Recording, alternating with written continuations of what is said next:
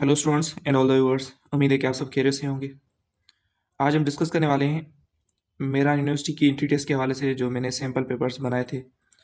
ठीक है स्टूडेंट्स, और उससे पहले जो मैंने वीडियोस अपलोड किए थे वो सारे पास पेपर्स हैं मेरा यूनिवर्सिटी के, जो मेरा यूनिवर्सिटी में हो चुकी है टेस्ट। ठीक है स्टूडेंट्स, अब ये जो मैंने सीरीज स्टार्ट की है ये है सैम्पल पेपर्स की, और सैम्पल पेपर्स में हम ऐसा करेंगे कि एक कोर्स लेकर चलेंगे।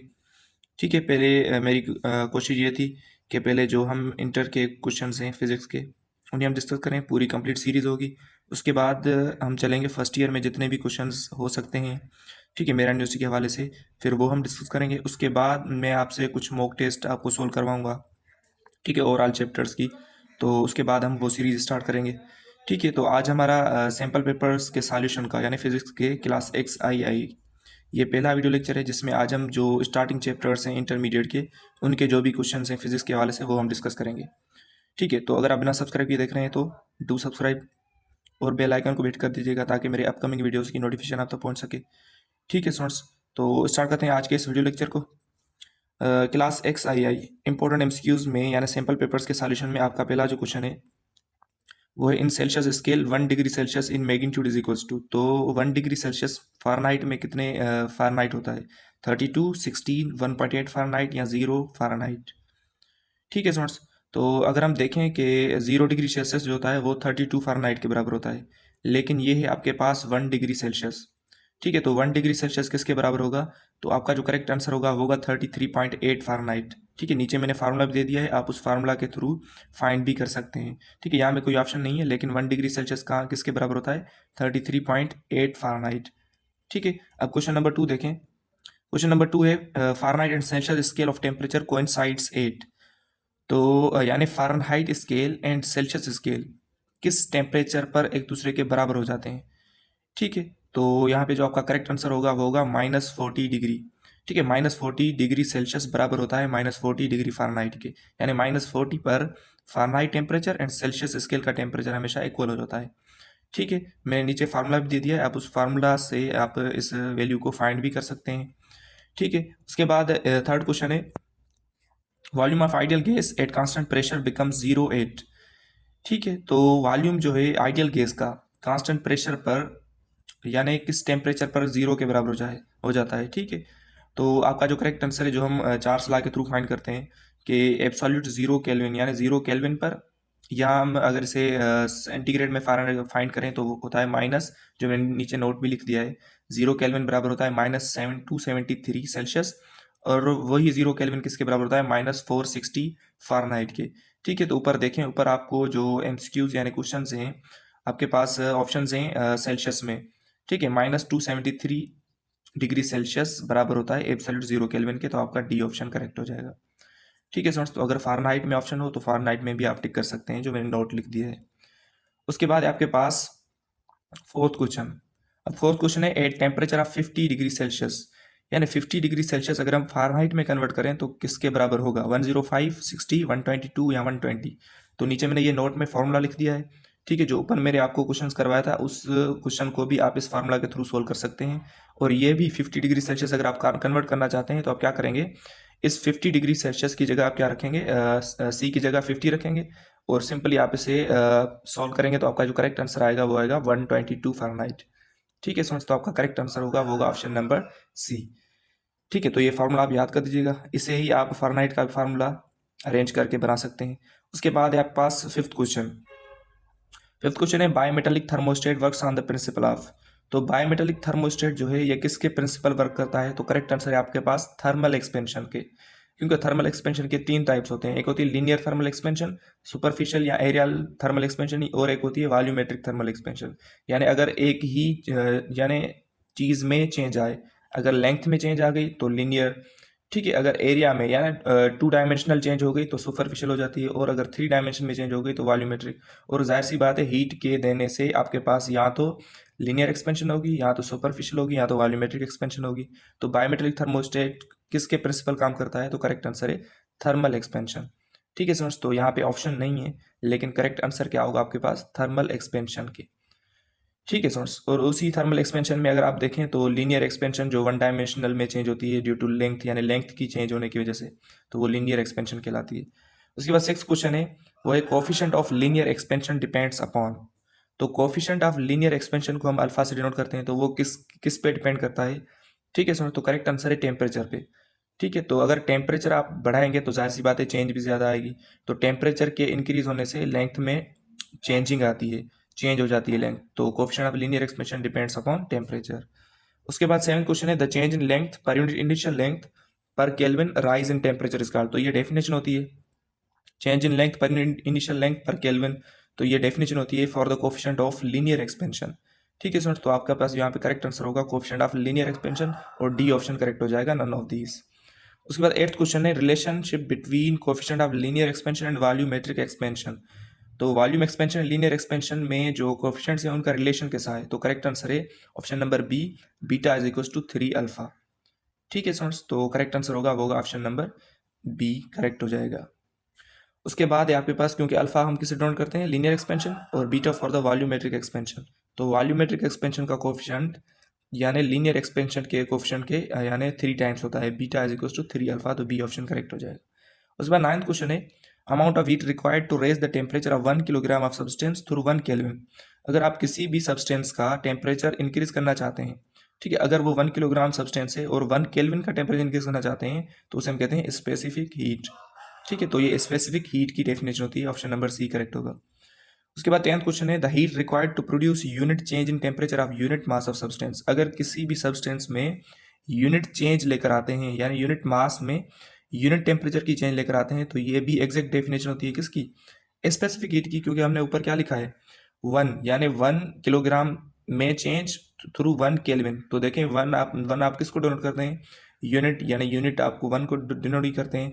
तो ऊपर वाली डेफिनेशन हम ऐसे भी लिख सकते हैं। तो ये भी किसकी डेफिनेशन हो जाएगी? स्पेसिफिक हीट की। और नीचे मैंने नोट भी लिख दिया है कि स्पेसिफिक हीट का जो फॉर्मूला होता है वो होता है del Q by M del T.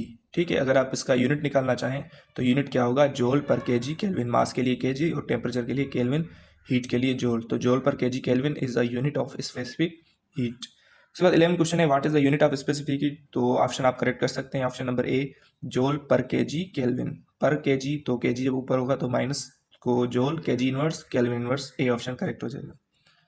उसके बाद 12 क्वेश्चन है the quantity of heat required to raise the temperature of 1 gram of water to 1 degree centigrade. ठीक है, अगर किसी भी सब्सटेंस का आप टेम्परेचर इंक्रीज करें 1 डिग्री सेंटीग्रेड, और उसमें हीट आप, यानी उसका मास जो हो उसी सब्सटेंस का 1 ग्राम हो, तो वो जो आप हीट अप्लाई करेंगे उस हीट को हम क्या कहते हैं? Specific heat. ठीक है, अगर किसी भी सब्सटेंस का, अगर आप वाटर का ले रहे हैं तो 1 gram of water to 1 degree centigrade उसको हीट देना चाहते हैं, तो उसे हम क्या कहते हैं? 1 कैलोरी कहते हैं। ठीक है, और आपको पता है 1 कैलोरी किसके बराबर होता है? 4.18 जूल के। तो ये भी रिलेशन आप याद कर दीजिएगा, 1 calorie is equal to 4.18 joule के बराबर होता है। और अगर आप किसी सब्सटेंस का 1 ग्राम का मास में आप हीट देना चाहते हैं उसे 1 डिग्री सेल्सियस की, तो उसे हम कहते हैं स्पेसिफिक हीट। तो बी ऑप्शन करेक्ट हो जाएगा। उसके बाद 13 क्वेश्चन देखें the difference of molar specific heat at constant pressure and constant volume. तो molar specific heat at constant pressure यानी सीपी, एट कांस्टेंट वॉल्यूम यानी सीवी। ठीक है, तो वो किसके बराबर होता है? तो करेक्ट आंसर है गैस कांस्टेंट, या हम इसे कहते हैं यूनिवर्सल गैस कांस्टेंट। तो सीपी माइनस सीवी, नीचे मैंने नोट भी लिख दिया है, molar specific heat at constant pressure minus molar specific heat at constant volume किसके बराबर होता है? यूनिवर्सल गैस कांस्टेंट के आर के बराबर हो जाता है। ठीक है स्टूडेंट्स, उसके बाद 14 क्वेश्चन देखें the ratio of molar specific heat of gas at constant pressure and constant volume. तो अगर दोनों का आप रेशो निकालना चाहें, यानी नीचे मैंने नोट लिखा है ना सीपी बाय सीवी, दोनों का आप अगर रेशो निकालें तो वो रेशो हमेशा क्या होगा? ग्रेटर देन 1 होगा। क्यों?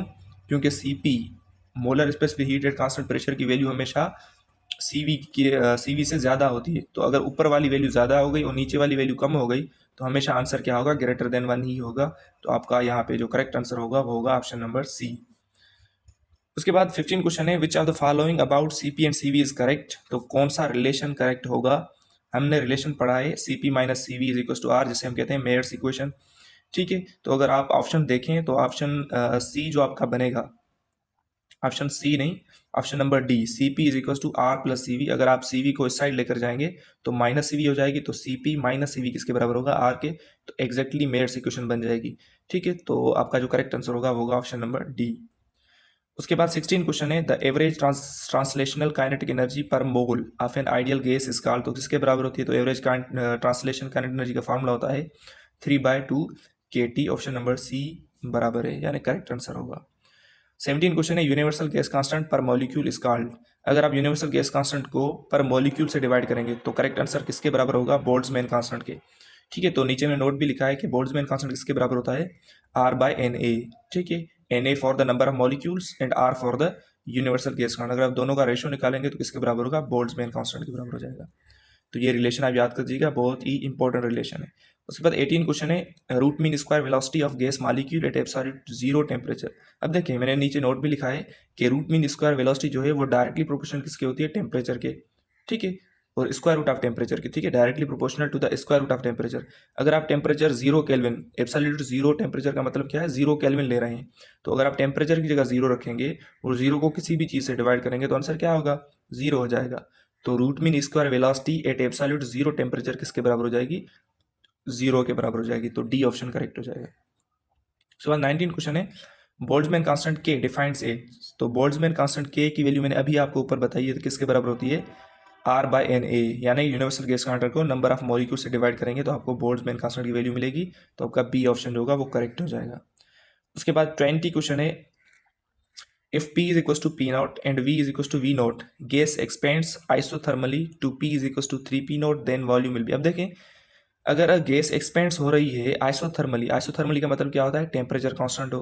और टेम्परेचर कांस्टेंट किस लॉ में होता है? आपने पढ़ा है, Charles law, Boyle's law, Avogadro's law. तो टेम्परेचर जो कांस्टेंट होता है वो होता है इन बॉयल्स लॉ। टेम्परेचर कांस्टेंट होने की वजह से जो वॉल्यूम होता है वो इन्वर्सली प्रोपोर्शन किसके होता है? प्रेशर के। ये बॉयल्स लॉ की स्टेटमेंट है, नीचे मैंने नोट भी लिखा है, आप देख सकते हैं।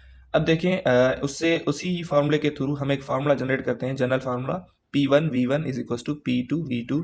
तो उसी की जगह आप अरेंज करके यानी P की वैल्यू 3P0 रखेंगे। अगर आप देखें भी, अगर प्रेशर 3 टाइम इंक्रीज हो रहा है तो वॉल्यूम 3 टाइम क्या होगा? डिक्रीज होगा, क्योंकि दोनों इन्वर्सली हैं। अगर टेम्परेचर यानी प्रेशर 3 टाइम इंक्रीज हो रहा है तो वॉल्यूम 3 टाइम डिक्रीज होगा। तो आपका यहाँ पे सी ऑप्शन ऐसे भी करेक्ट हो जाएगा। ठीक है, उसके बाद अगर आप मैथमेटिकली प्रूव करना चाहते हैं तो P1V1 is equal to P2V2, इसी फॉर्मूले में आप ये वैल्यूज रख के प्रूव भी कर सकते हैं कि आपका सी ऑप्शन जो होगा वो करेक्ट हो जाएगा, V0/3। ठीक है, यानी वॉल्यूम जो होगा वो 3 टाइम डिक्रीज हो जाएगा। प्रेशर के 3 टाइम इंक्रीज होने के वजह से वॉल्यूम 3 टाइम डिक्रीज हो जाएगा। आप मैथमेटिकली प्रूफ भी कर सकते हैं। नीचे मैंने नोट भी लिखा है कि बॉयल्स लॉ क्या कहता है कि volume is inversely proportional to the pressure at constant temperature. तो कांस्टेंट टेम्परेचर को ही हम कौन सी कंडीशन कहते हैं? Isothermal condition. ठीक है स्टूडेंट्स, तो आपका करेक्ट आंसर सी हो जाएगा। तो ये कुछ क्वेश्चंस थे जो हमने डिस्कस किए। ठीक है स्टूडेंट्स, मोस्ट इम्पोर्टेंट और मेरी कोशिश यही होगी कि पहले हम इंटरमीडिएट के जो भी क्वेश्चंस हैं, आई थिंक 3-4 क्वेश्चंस ही यानी वीडियोस अपलोड होंगे। अगर हम 20-20 वीडियोस अपलोड कर सकते हैं तो अगर मैंने 4 वीडियोस अपलोड कर दिए तो 80 क्वेश्चंस काफ़ी हो जाएंगे इंटरमीडिएट के हवाले से। उसके बाद हम फर्स्ट ईयर के जो क्वेश्चंस हैं फिजिक्स के वो सॉल्व करेंगे। ठीक है स्टूडेंट्स, तो अगर वीडियो अच्छी लगे तो वीडियो को लाइक कर दें, वीडियो को शेयर कर दें अपने फ्रेंड्स के साथ, और चैनल को लाजमी सब्सक्राइब कर दीजिएगा ताकि मेरी अपकमिंग वीडियोज़ की नोटिफिकेशन आप तक पहुँच सके। उसके साथ साथ हम केमिस्ट्री के वीडियोज़ भी अपलोड करेंगे, वो भी आप देखेंगे। उसके बाद फिजिक्स, मैथमेटिक्स के आल्सो, और इंग्लिश की सीरीज़ इंशाल्लाह मैं आपको उसकी जस्ट मैं आपसे मॉक टेस्ट लूँगा। और इंग्लिश की जो मैंने सीरीज़ अपलोड कर दी, क्योंकि मैंने यूनिवर्सिटी की प्रिपरेशन कराई थी तो काफ़ी सारा कंटेंट मैंने अपलोड कर दिया था, और वही कंटेंट आपको हेल्पफुल होगा for the entrance of Mehran university. तो आप वो वीडियोज़ भी देख सकते हैं, उनकी लिंक भी आपको मैं डिस्क्रिप्शन में दे दूँगा। तो मिलते हैं नेक्स्ट वीडियो में। Thank you.